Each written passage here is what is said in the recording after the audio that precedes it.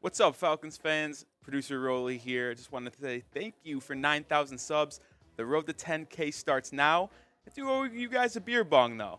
So here goes nothing.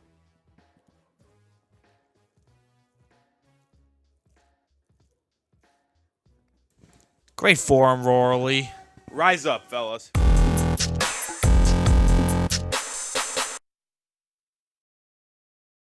Shout out to producer Rolly for starting the video off with a bang like that, an awesome beer bong. But let's get into some Falcons trade targets here today. We've got 5 names that honestly the Falcons could be looking at, but I think more importantly the conversation we should have is nothing is off the table for the Falcons this year. They've got draft picks, they've got money to spend, and they've got a roster where no position is really set in stone of we're good there. Nope, I think every single name, every single rumor is on the table for the Falcons. So let's run through some names to watch for, and we'll start with one of the best in the league, and that is Jalen Ramsey, the Los Angeles Rams cornerback. And not long ago, there were some trade rumors coming out that the Rams might be opening to moving on from their star corner. So if you are looking for more Falcons free agency, trade buzz, off-season coverage, hit that thumbs up icon. That way the YouTube algorithm pumps this video out to more Falcons fans.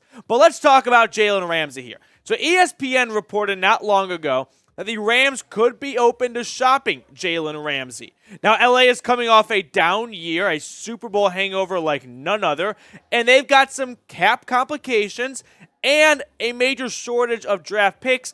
They don't even have a first-round pick this year. That belongs to the Lions.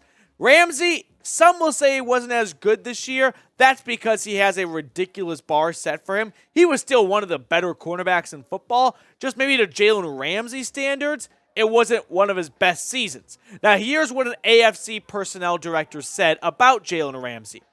Ramsey is one I think the Rams will at least explore moving. He's still a top guy, but the play has fallen off a little bit, and he could use a change of scenery. Now, Jalen Ramsey's coverage stats look like this.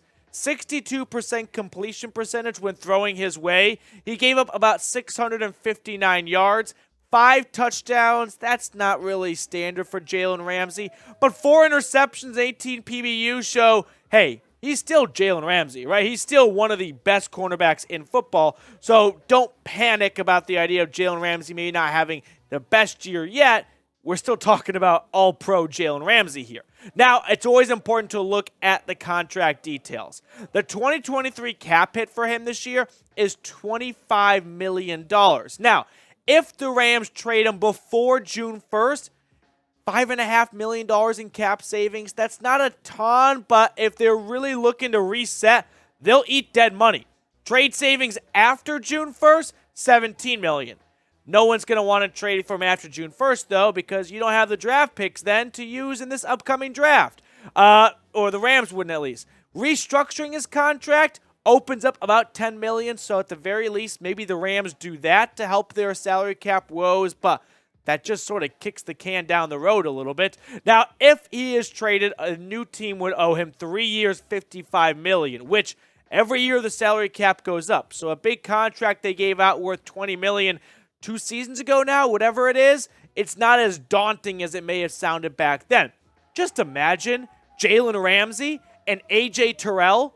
That immediately becomes the best cornerback duo in the NFL, I think.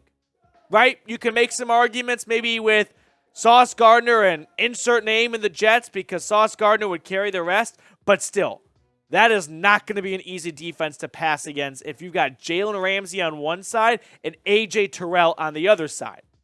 Now, I do want to share some information with you guys about today's sponsor, which is Magic Spoon. Today's show is sponsored by Magic Spoon, the revolutionary cereal that's changing the game. Say goodbye to sugary processed cereals and hello to delicious, nutritious options that will power you through your day. Magic Spoon is the perfect choice for anyone looking to start the new year off on the right foot. With a variety of flavors to choose from, like cocoa, fruity, frosted, and peanut butter, you'll never get bored. And with only 140 calories per serving, it's a guilt-free breakfast option. But the best part, Magic Spoon is packed with 13 to 14 grams of protein and 0 grams of sugar, making it the perfect choice for those following a keto or gluten-free diet. And with a 100% happiness guarantee, you have nothing to lose by giving it a try. Order your own personalized Magic Spoon Variety Pack today and save $5 by using code CHAT at magicspoon.com/chat or by scanning the QR code on screen. Trust us, you will not regret it. Start your day off right with Magic Spoon. That link is in the comments and the description of today's show, magicspoon.com/chat. So let's move on to some more trade candidates now for your Atlanta Falcons. And we got another big name here, DeAndre Hopkins. It definitely feels like Hopkins' time in Arizona is coming to an end, right? Last year, he only played in 9 games after serving a 6-game suspension to start the season, but the Cardinals sucked. Kyler Murray's coming off an ACL injury, which probably means that late in the season when he tore it, he won't be ready to go week 1. Hard to say this far out, but the point being is DeAndre Hopkins is definitely on the move. Is he on the move to Atlanta? I don't think so.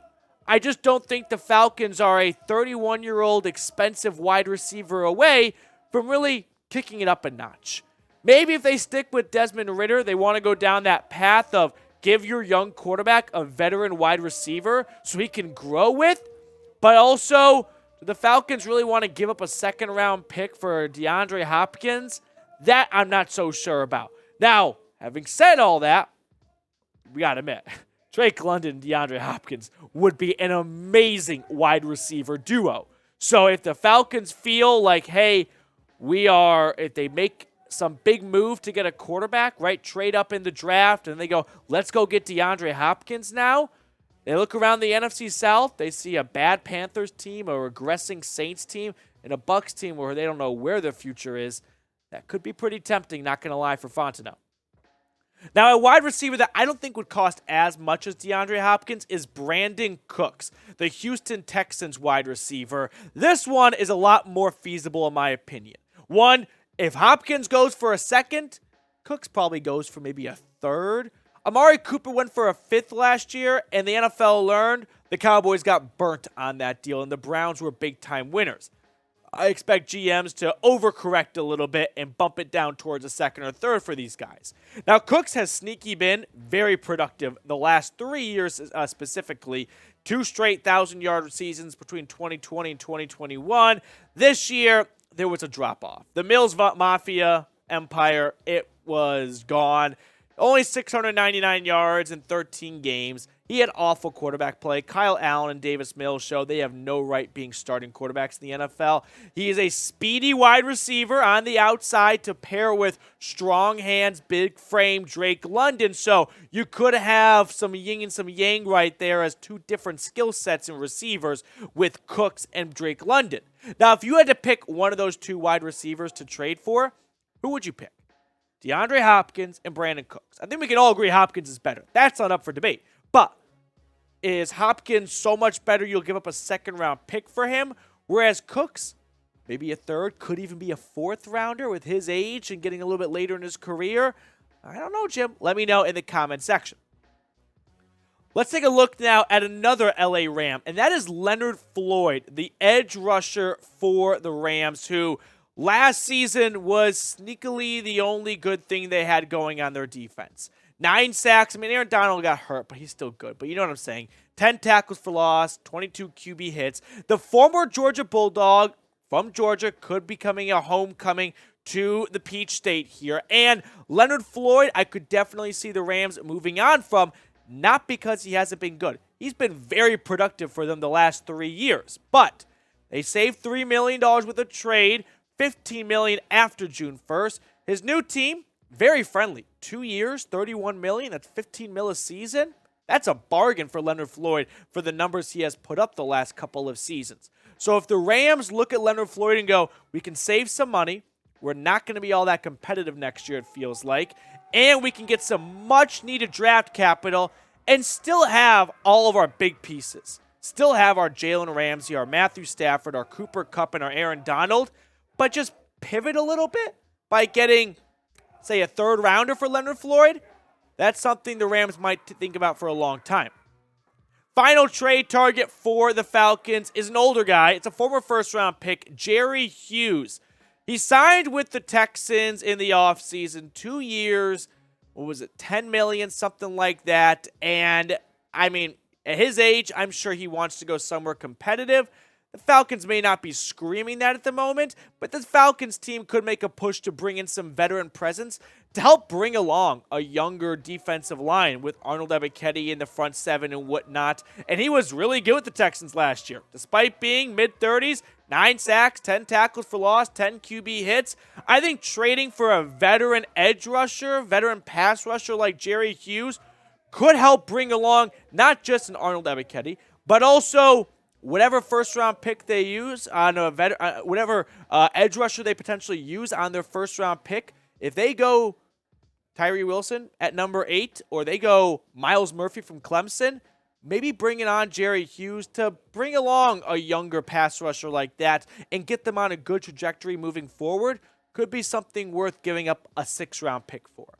Now, all these trades, I will say, could be win-now potential. If you get, like Jalen Ramsey will cost you a first, but the rest of them, I don't think so. So if you use that first-round pick on an impact starter right now, and you go get one of these veteran players, and you think Desmond Ridder is going to, really take off in year 2 in a crappy division, the NFC South, all of a sudden you're talking about a Falcons team of don't look now, but they could be playoff bowling next year, and they could be making some noise. So keep an eye on them. So of the 5 guys we looked at today, which player would you want the Falcons to trade for the most? Jalen Ramsey is definitely eye-popping. Jerry Hughes could be a bit tactical, wouldn't cost you barely anything at all. So let me know which of the 5 you want the Falcons to trade for in the comment section. Hey, if you enjoyed today's show and you're looking for a Falcons YouTube channel that opens up with beer bongs for hitting sub milestones, well, this is the channel for you. Hit that big red button and you'll find out what happens when we cross 10,000 subscribers.